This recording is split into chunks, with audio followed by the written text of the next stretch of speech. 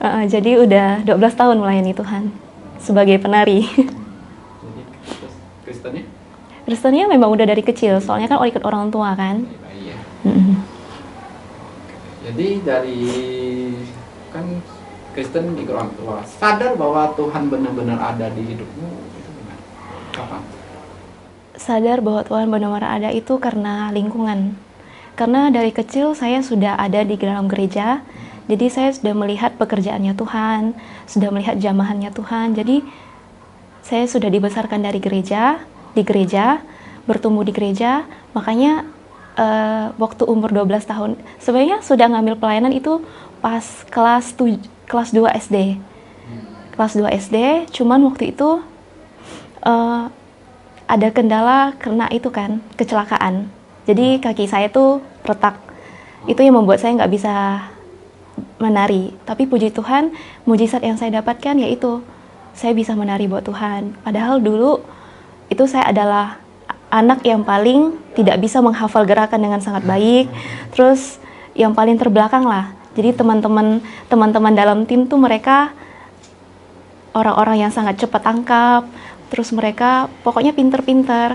Terkadang saya ngerasa minder. Mindernya kenapa? Karena kelas 2 SD itu berarti 7 tahun ya.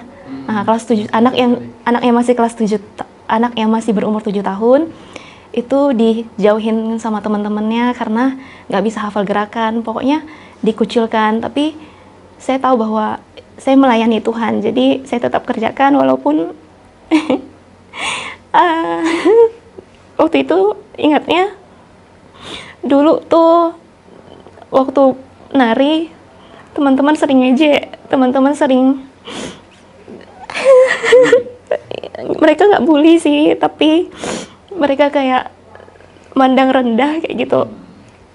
Tapi saya sadar bahwa waktu itu hampir terhenti. Waktu itu karena malu kan, malu mau nari-nari terus karena kan nggak bisa tangkap terus. Tapi tetap kerjakan, tetap lakukan karena saya mengasihi Tuhan. Itu aja sih. Karena alasannya apa? Saya tetap bertahan karena mengasihi Tuhan, itu aja. Karena kalau melihat keadaan pasti udah berhenti dari dulu.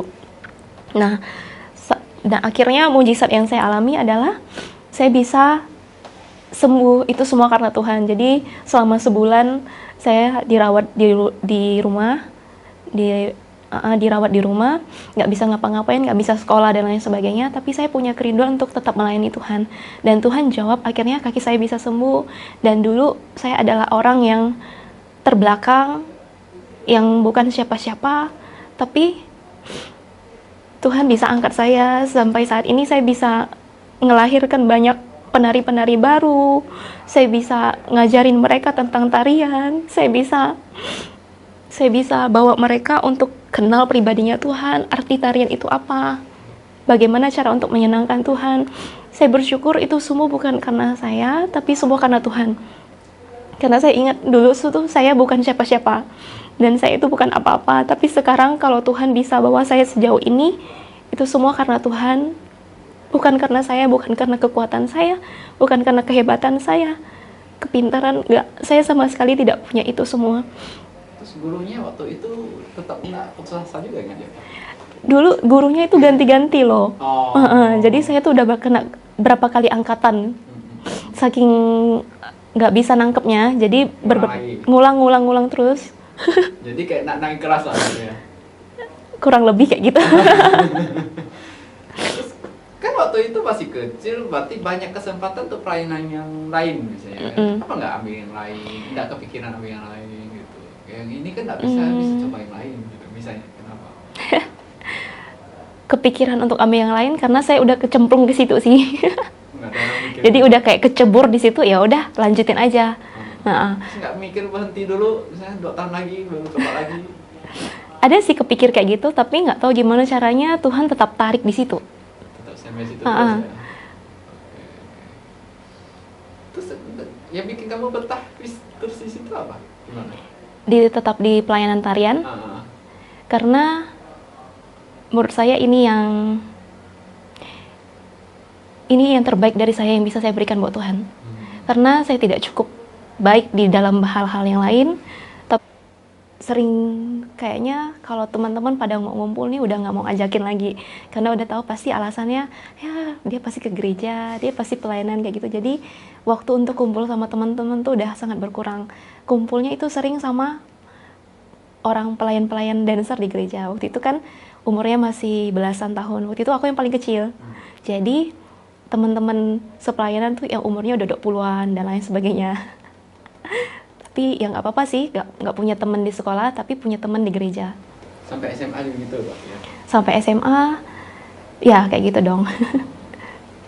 Ada nggak masalah soal remaja yang masalah anak remaja lah yang bikin kamu terlalu gimana gitu? Terlalu, maksudnya?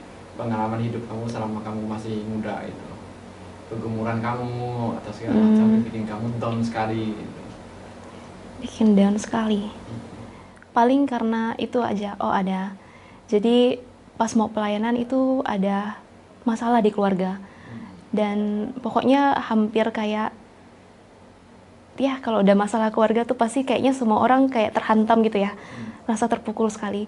Yang membuat saya sedih adalah kenapa masalah ini kayak nggak selesai-selesai. Terus Tuhan sebenarnya lihat nggak sih pelayanan yang saya lakukan? Saya tetap setia melayani Tuhan walaupun keadaan keluarga seperti ini, terus pertemanan saya seperti ini dengan teman-teman dan lain sebagainya. Tuhan tuh lihat nggak sih kok kayaknya saya udah setia melayani Tuhan tapi kok masih ada masalah kayak gitu. Kayaknya nggak selesai-selesai. Nah itu yang membuat saya berat untuk melayani sebenarnya. Ketika saya melayani di depan jemaat saya harus tetap tersenyum. Ya kan nggak mungkin saya menari dengan hati yang sedih dan terus muka yang menyedihkan. Jadi yang paling terberat dalam masa-masa itu adalah bagaimana saya tetap harus mengekspresikan sukacita walaupun pada kenyataannya hari-hari yang saya lalui itu sangat berat kayak gitu. Oke, itu kan terlepas dari pribadi kamu. Terus apa yang kamu lakukan Tirol dari aktivitas pelayanan itu untuk kamu tetap kuat hadapi ini? Kalau kita bicara masalah keluarga tentu kita nggak kerjakan sendiri kan, pasti bareng keluarga. Nah, untuk kamu pribadi supaya hati bisa tetap stay tune, nggak nyimpang itu, what do you do? Puji Tuhan, yang membuat saya tetap bertahan itu firman-Nya. Karena saya sudah konsisten dari SD, setiap hari itu baca Alkitab. Jadi nggak ada yang suruh untuk saya baca, tapi saya konsisten setiap hari untuk baca dari SD. Jadi saya selalu pegang firman-Nya. Tuhan bilang, tidak selamanya dibiarkan orang benar itu goyah.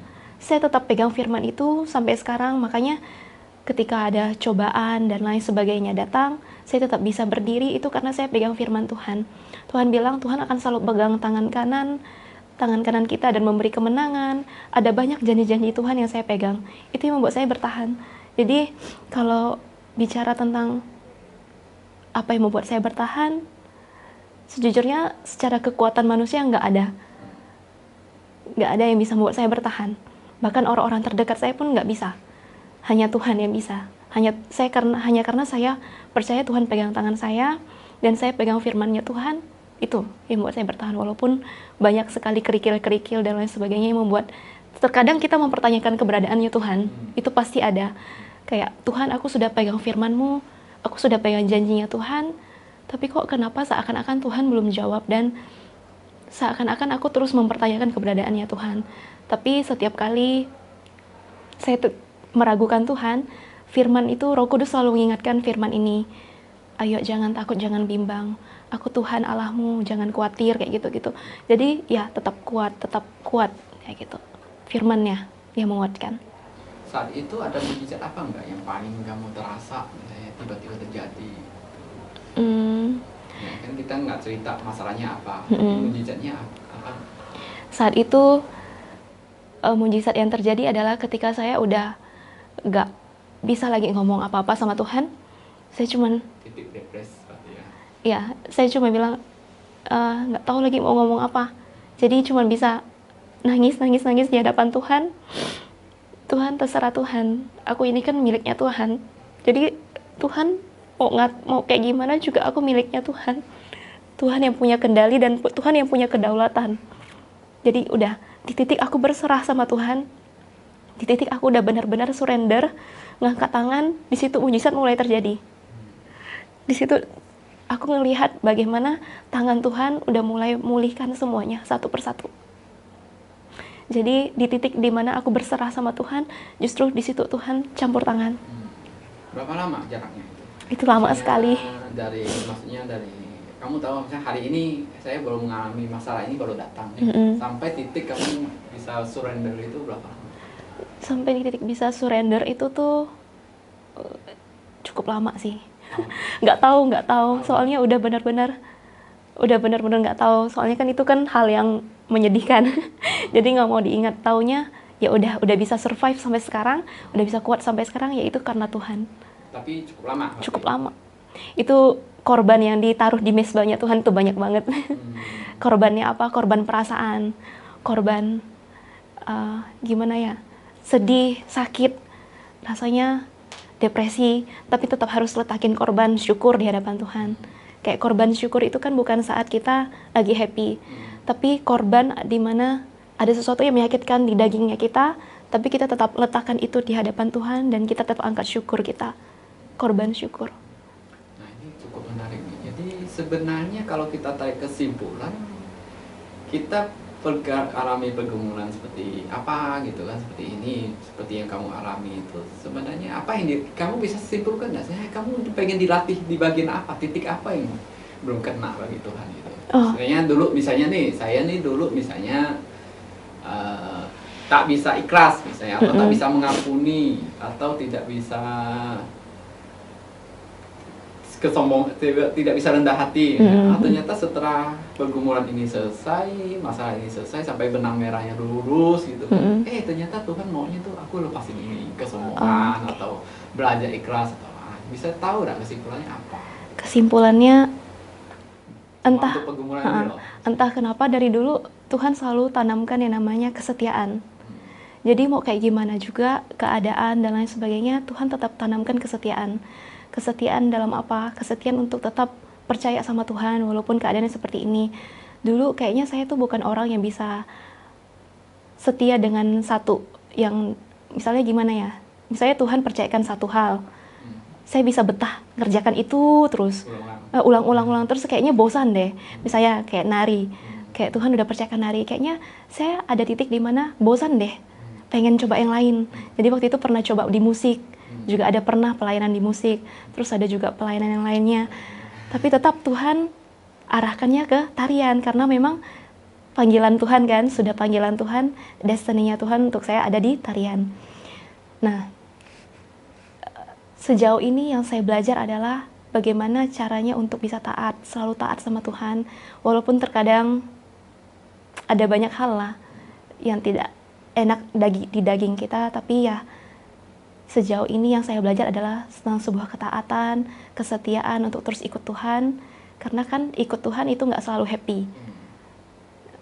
Ikut Tuhan juga pasti ngalamin banyak rintangan dan lain sebagainya. Tapi bagaimana untuk tetap bisa setia sama Tuhan. Umur berapa waktu itu? Jadi sebelum doa tuh pasti minta tuntunan Roh Kudus sih. Jadi Roh Kudus arahinnya kemana. Misalnya Tuhan kan itu punya selera. Jadi Tuhan maunya hari ini saya datang main gitar, main. Maunya cuman duduk diam. Jadi gaya worshipnya ikutin arahan Roh Tuhan aja sih. Jadi tidak ada baku ya? Iya, nggak ada baku. Kalau Tuhan lagi pengennya untuk diam, ya udah diam aja. Kalau Tuhan lagi pengennya saya nyanyi aja tanpa bawa list doa, ya udah kerjakan. Yang penting ikutin arahan Roh Tuhan aja. Yang paling saya suka momen secara pribadi dengan Tuhan, bahwa perjalanan dengan Tuhan itu menyenangkan. Apapun itu, mau lagi dalam keadaan sedih susah, yang paling menyenangkan adalah tahu bahwa Tuhan selalu ada bersama kita. Mau dalam situasi dan kondisi apapun, Tuhan selalu beserta kita, itu menyenangkan sih. Untuk mengetahui Dia selalu ada, Dia selalu beserta kita, dan Dia selalu pegang janjinya. Kalau yang kita tahu itu kan penyembahan adalah kita membawa persembahan ke Tuhan. Jadi penyembahan itu adalah sesuatu yang kita bawa ke Tuhan.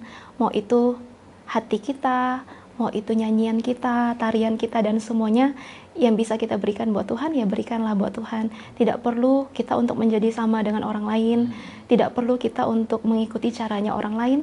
Ikutin aja roh Tuhan itu mengarahkannya kayak gimana. Karena untuk bisa dekat sama Tuhan itu tidak kaku kok. Karena Tuhan juga adalah pribadi. Jadi dia bukan pribadi yang sangat jauh untuk kita gapai, tapi dia selalu ada dekat dengan kita. Jadi perlakukanlah Tuhan seperti kita memperlakukan orang-orang di sekitar kita.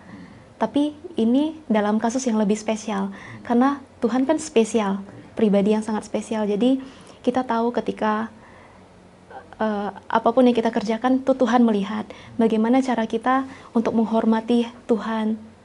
Bagaimana, ya seperti itulah. Jadi tidak perlu jadi orang lain, ikutin aja kehendaknya Tuhan, seleranya Tuhan, mau arahin kita kemana. Walaupun dalam perjalanan tuh mendengar suara Tuhan tuh tidak mudah. Saya juga masih belajar untuk mendengarin suara Tuhan. Tapi kalau kita asa setiap hari, apapun itu tanya sama Tuhan, Tuhan maunya apa? Tuhan hari ini aku harus kerjakan apa? Tuhan apa yang menjadi bagianku? Dan lain sebagainya. Kita terus libatkan dan andalkan Tuhan. Nanti lama-lama tuh kita makin bisa ngerti, oh ini suara Tuhan, oh ini bukan. Kayak gitu. Terkadang kita malu untuk bersaksi tentang Tuhan karena kita tahu keterbatasan kita tahu kelemahan kita.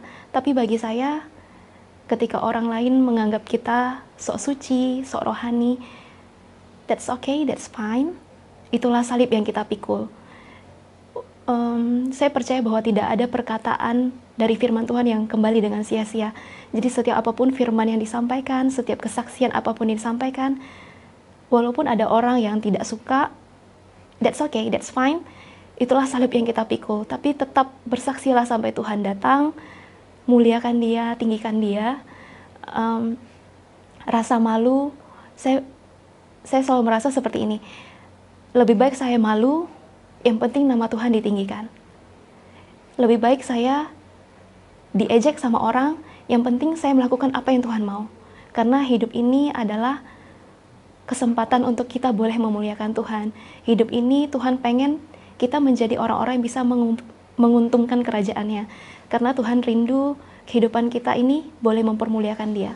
Jadi berkat selama kita masih muda, selama kita masih kuat, karena akan ada satu waktu di mana kita udah nggak berdaya, tapi ketika kita melihat jejak hidup kita di belakang, udah banyak hal yang kita kerjakan bersama dengan Tuhan.